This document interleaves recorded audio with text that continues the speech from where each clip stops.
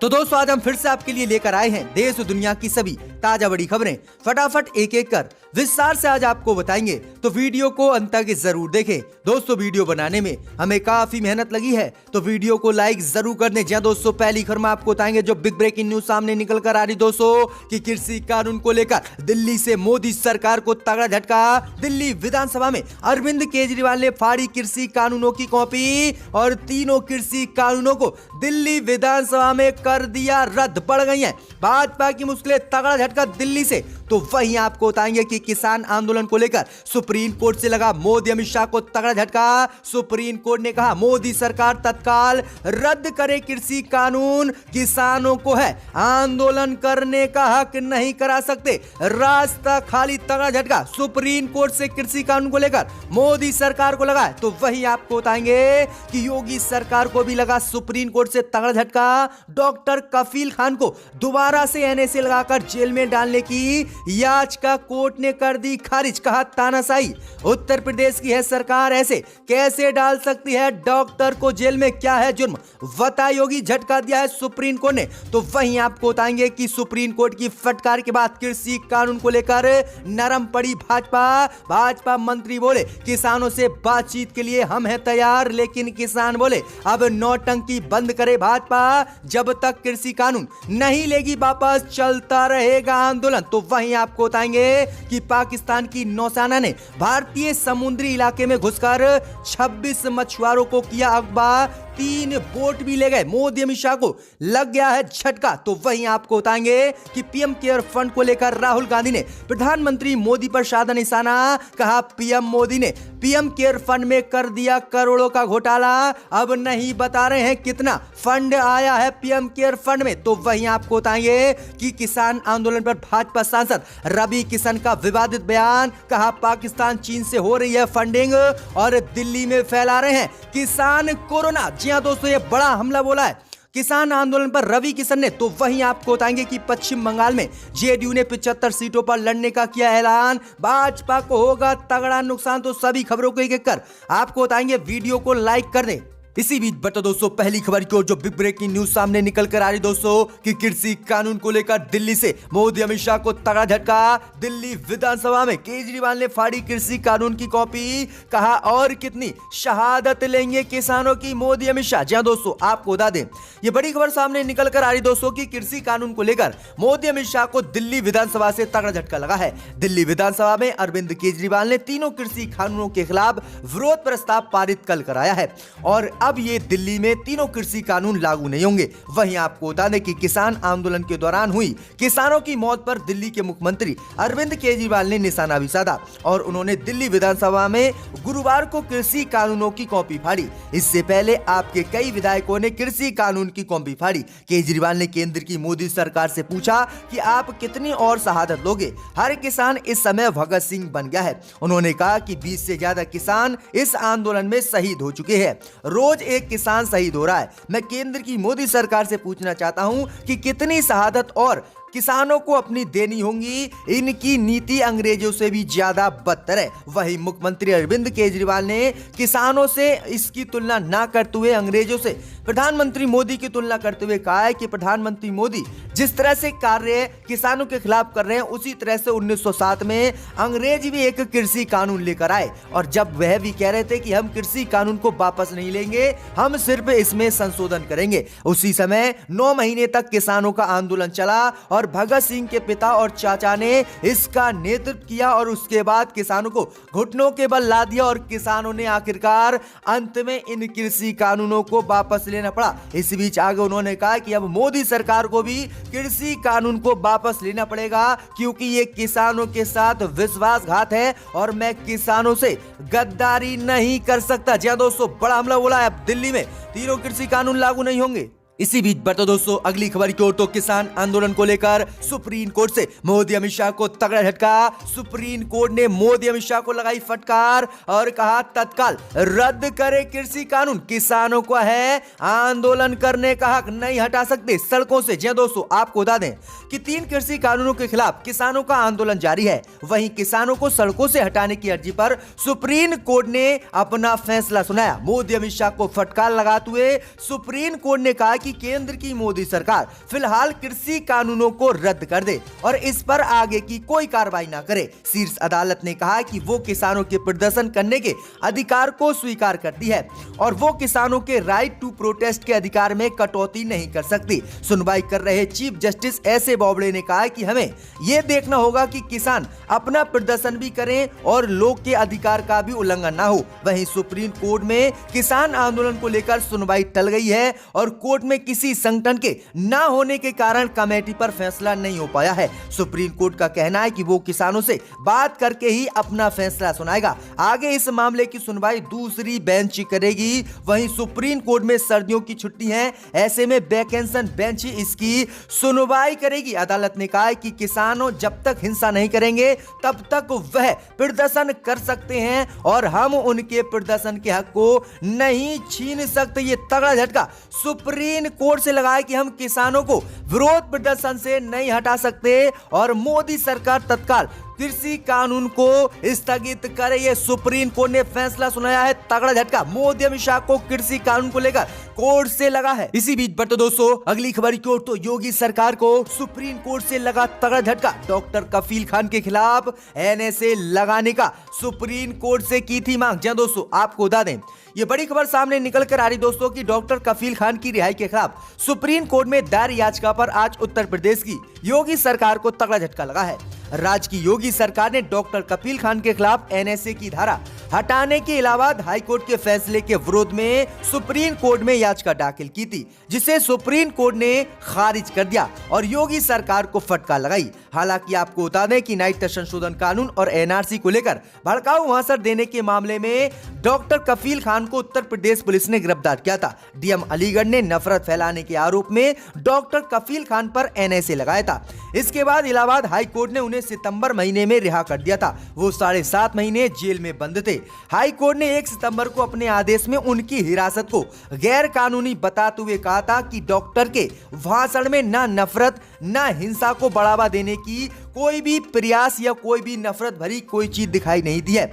इस आदेश को ही उत्तर प्रदेश की योगी सरकार ने सुप्रीम कोर्ट में चुनौती दी। योगी सरकार ने इस आदेश को मानने से इनकार कर दिया, लेकिन सुप्रीम कोर्ट ने भी योगी आदित्यनाथ को झटका देते हुए इसकी याचिका खारिज कर दी और कहा कि इलाहाबाद हाईकोर्ट के फैसले को योगी सरकार माने तो तगड़ा झटका सुप्रीम कोर्ट से भी अब योगी सरकार को लगा है। इसी बीच बढ़ते दोस्तों अगली खबर की ओर तो कृषि कानून पर सुप्रीम कोर्ट की फटकार के बाद बैकफुट पर आई भाजपा। कहा किसानों से बातचीत के लिए है सरकार तैयार और एमएसपी पर लिखित कानून भी देने के लिए तैयार। जहां दोस्तों आपको बता दें ये बड़ी खबर सामने निकल कर आ रही दोस्तों की कृषि कानून को लेकर सुप्रीम कोर्ट ने कल मोदी सरकार को फटकार लगाई और कहा कि कृषि कानून को मोदी सरकार तत्काल स्थगित करे और इस पर कोई कार्रवाई नहीं करे। इसी से बौखलाई भाजपा ने अब कृषि कानून के विरोध में आंदोलन के बीच एक पत्र लिखा है। वहीं आपको बता दें कि कृषि मंत्री नरेंद्र सिंह तोमर ने फिर से किसानों से बातचीत की इच्छा जाहिर की है और उन्होंने किसानों के नाम एक खुला पत्र लिखा है।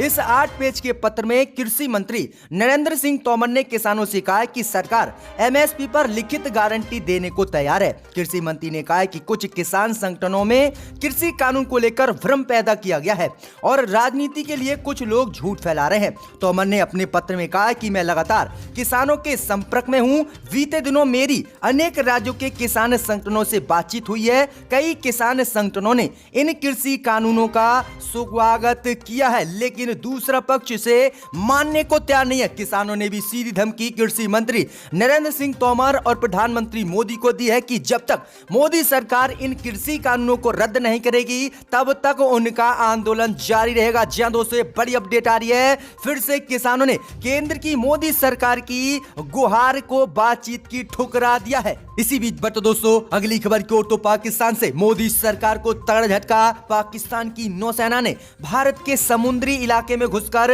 26 भारतीय मछुआरों को किया अगवा। 3 बोट भी ले गए। जय दोस्तों आपको बता दें ये बड़ी खबर सामने निकल कर आ रही दोस्तों की पाकिस्तान से आज मोदी सरकार को तगड़ा झटका लगा है। पाकिस्तान की नेवी ने गुजरात से लगी भारतीय जल सीमा में घुसकर एक बार फिर भारतीय मछुआरों को निशाना बनाया है।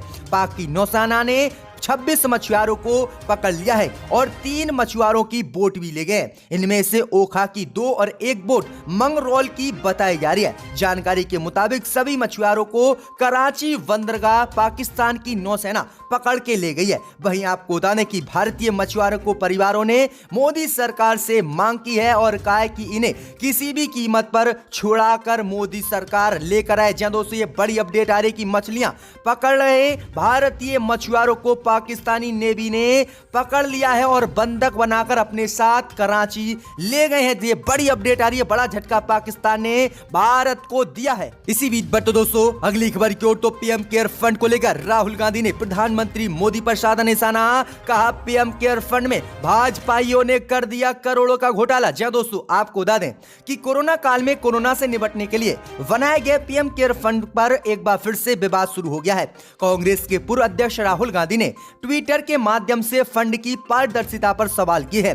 राहुल गांधी ने एक अखबार की कटिंग को शेयर करते हुए सवाल किया है कि प्रधानमंत्री मोदी केयर्स चालिए ट्रांसपेरेंसी को वकडम में बदलने वाले हैं। वहीं राहुल गांधी ने सीधा हमला किया है कि मोदी सरकार बताए कि पीएम केयर फंड सरकारी संपत्ति है या फिर निजी संपत्ति है। राहुल गांधी ने कहा कि मोदी सरकार ने आज तक पीएम केयर फंड को लेकर यह भी नहीं बताया कि कितने पैसे इस पीएम केयर फंड में आए हैं और कितने पैसे मोदी सरकार ने कहां पर पीएम केयर फंड में से लगाए हैं। राहुल गांधी ने कहा कि प्रधानमंत्री मोदी ने पीएम केयर फंड में घोटाला कर लिया है, इसीलिए वे है ये नहीं बता रहे हैं कि पीएम केयर फंड निजी संपत्ति है प्रधानमंत्री मोदी की या फिर ये सरकारी संपत्ति है। जहां दोस्तों ये बड़ा हमला राहुल गांधी ने बोला है। इसी बीच बट दोस्तों अगली खबर की ओर तो पश्चिम बंगाल में जेडीयू ने 75 सीटों पर चुनाव लड़ने का किया ऐलान। भाजपा से बिहार चुनाव का लेगी हिसाब किताब। जहां दोस्तों आपको बता दें कि बिहार विधानसभा चुनाव में एनडीए गठबंधन के तहत भारतीय जनता पार्टी के साथ सरकार बनाने वाली जेडीयू पश्चिम बंगाल में अकेले चुनाव लड़ने जा रही है। जेडीयू ने 2021 के विधानसभा चुनाव में 75 सीटों पर उम्मीदवार उतारने का ऐलान कर दिया है। इसकी जानकारी जेडीयू नेता गुलाम रसूल वलियावी ने न्यूज एजेंसी एएनआई को दी है।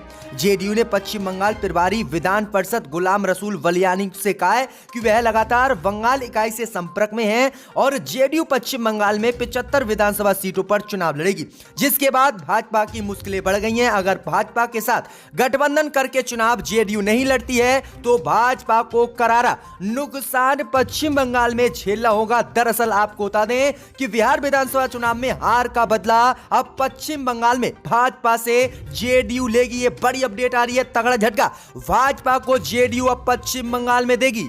इसी बीच बट दोस्तों अगली खबर की ओर तो भाजपा सांसद का किसान आंदोलन को लेकर विवादित बयान। कहा किसान आंदोलन से किसान फैला रहे हैं देश में कोरोना और चीन पाकिस्तान से हो रही है किसान आंदोलन में फंडिंग। जहां दोस्तों आपको बता दें ये बड़ी खबर सामने निकल कर आ रही दोस्तों कि दिल्ली की सभी सीमाओं के पास किसान प्रदर्शन कर रहे हैं। किसान प्रदर्शन पर बीजेपी नेता और अभिनेता रवि किशन के बोल बिगड़ गए हैं। रवि किशन ने कहा है कि इस आंदोलन को पाकिस्तान और चीन से फंडिंग हो रही है। वहीं इसके अलावा उन्होंने कहा कि यहां खालिस्तान जिंदाबाद के नारे भी लग रहे हैं। आगे कोरोना को लेकर उन्होंने कहा कि किसान आंदोलन कोरोना पूरे देश में फैला रहा है, क्योंकि जो आंदोलन किसान कर रहे हैं वह ना तो मास्क लगाए हुए हैं और ना ही सोशल डिस्टेंसिंग का पालन कर रहे हैं। उन्होंने कहा कि ये किसान पूरे देश में कोरोना फैला कर रहेंगे। जिस तरह से इन्होंने तबलीगी जमात को बदनाम किया था, उसी तरह अब भाजपाई किसान आंदोलन को कोरोना फैलाने का जिम्मेदार बता रहे हैं और कोरोना फैलाने के लिए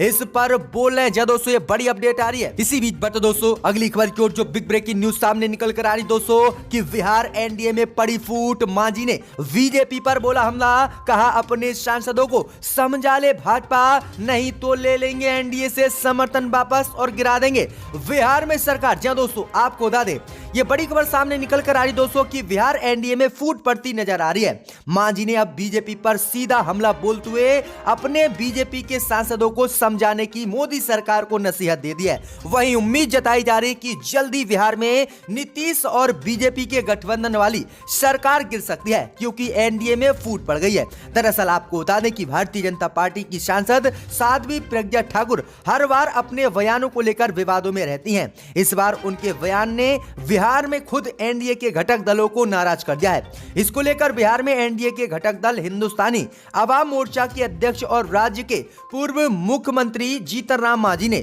बीजेपी अध्यक्ष जेपी नड्डा को सीधी चेतावनी देते हुए कहा है कि वे सांसद प्रज्ञा सिंह ठाकुर को समझा दें। मांझी ने कहा है कि ठाकुर उन्हें शूद्र और आतंकवादी का फर्क नहीं बताएं। दरअसल आपको बता दें कि प्रज्ञा सिंह ठाकुर ने सोमवार को भोपाल के एक कार्यक्रम में कहा था कि क्षत्रियों को क्षत्रिय कहने पर वे बुरा नहीं मानती, ब्राह्मण को ब्राह्मण कहने पर वह बुरा नहीं मानती, वैश्या को वैश्य कहने पर उन्हें बुरा नहीं लगता। आगे उन्होंने कहा कि अगर शूद्र को शूद्र कह दें तो आखिरकार शूद्र क्यों बुरा मानते हैं। और इसी को लेकर प्रज्ञा ठाकुर के बयान की जीतन राम मांझी ने आलोचना कर। इसी बीच बच्चों दोस्तों अगली खबर की ओर तो सरकार के संसद सत्र न बुलाने पर भड़की प्रियंका गांधी, कहा मोदी सरकार तोड़े अपना अहंकार। जी दोस्तों आपको बता दें कि केंद्रीय कृषि कानूनों के खिलाफ किसानों का आंदोलन आज 22वें दिन जारी है। कांग्रेस महासचिव प्रियंका गांधी वाड्रा ने किसान संत बाबा राम रहीम की कथित खुदकुशी को लेकर केंद्र की मोदी सरकार पर निशाना साधा। इसके साथ ही प्रियंका ने आरोप लगाया है कि कृषि कानून पर चर्चा के लिए संसद सत्र नहीं बुलाना सरकार के अहंकार और असंवेदनशीलता को दिखाता है।